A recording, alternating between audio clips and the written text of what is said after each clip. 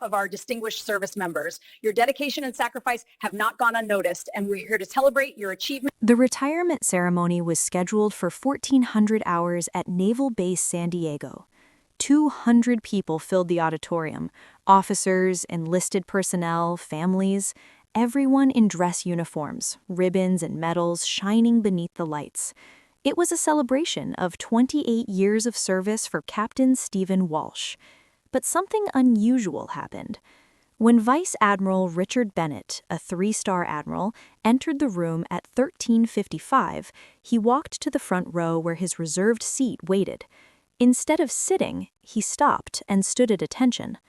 The ceremony officer, Commander Lisa Crawford, approached him. "Admiral Bennett, sir, we're ready to begin." Bennett didn't move. His eyes scanned the room.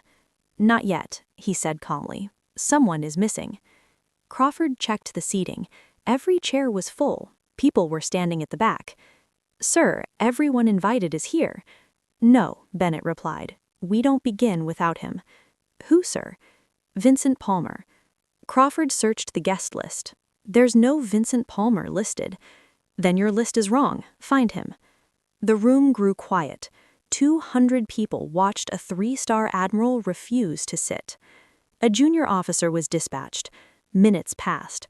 Finally, Crawford returned, guiding a thin, elderly man wearing a cafeteria uniform, white apron, plastic name badge reading Vince.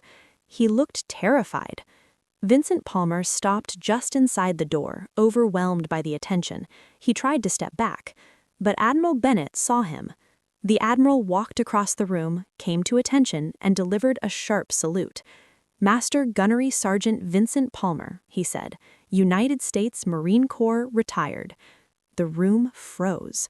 Vincent's hands rose automatically, returning the salute. Muscle memory from a lifetime ago. Bennett smiled. "It's been a long time, Gunny." "Rick, Lieutenant Bennett?" Vincent whispered, stunned. "No," Bennett said softly. "Admiral Bennett, and I wouldn't be here without you."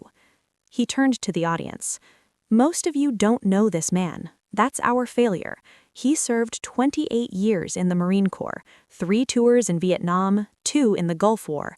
He earned a Silver Star, 2 Bronze Stars, and 3 Purple Hearts.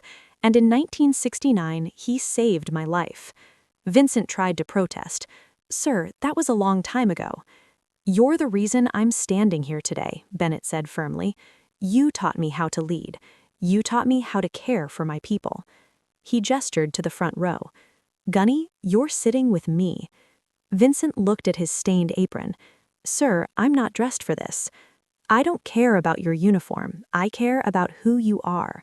He ordered Commander Crawford to replace his name on the reserve seat with Vincent's. "He's senior to me in the ways that matter."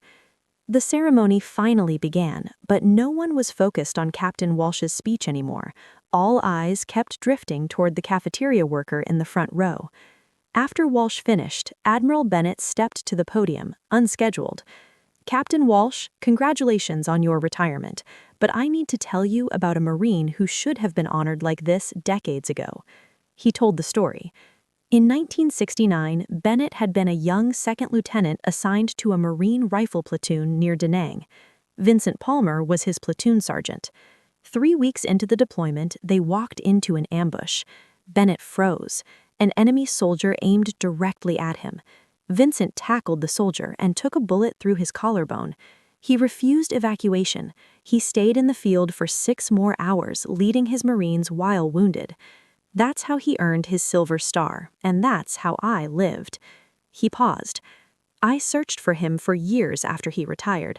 3 months ago, I found him serving mashed potatoes in the base cafeteria. I walked past him 3 times before I saw him. That shame is mine." He turned to Vincent. "I'm sorry, Gunny." The room was silent. Bennett then announced that Vincent would have full base privileges and be seated with senior leadership at any event. Captain Walsh stepped forward. "Gunny Palmer, this stage is yours." Vincent hesitated. "That's an order," Walsh said. Vincent climbed the steps, knees stiff from years on cafeteria floors. 200 people rose in a standing ovation. Bennett then pulled a small box from his pocket. Inside was a Silver Star medal. I know you have yours somewhere, but I wanted you to have this." He pinned it directly onto Vincent's apron.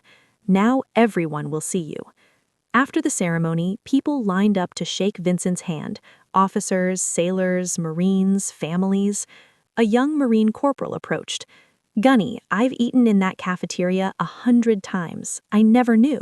I'm sorry." Vincent smiled. "You weren't supposed to know. I was just doing my job."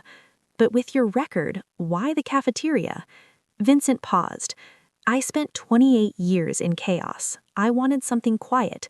Feeding people gave me peace. It gave me purpose." "That's still leadership," the corporal said. "Exactly. The kind nobody sees." Later, Admiral Bennett asked Vincent to meet his son, a young Marine lieutenant. "I want him to learn what you taught me." Vincent agreed. Bennett also offered Vincent a new role, veterans liaison, helping young veterans transition to civilian life. Vincent accepted. For 3 years, he helped hundreds of veterans find purpose, peace, and direction. When Vincent Palmer passed away peacefully at 82, his funeral drew hundreds.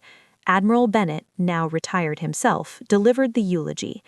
"Gunny Palmer taught me that leadership is service, that rank is responsibility, not privilege, that feeding people is as noble as leading them. He saved my life in Vietnam, but he saved my soul in San Diego." Young veterans lined his glaive with challenge coins and letters. One read, "Gunny Palmer helped me find purpose when I lost mine. He taught me that service never ends, it just changes shape." And that is why a 3-star admiral once refused to sit.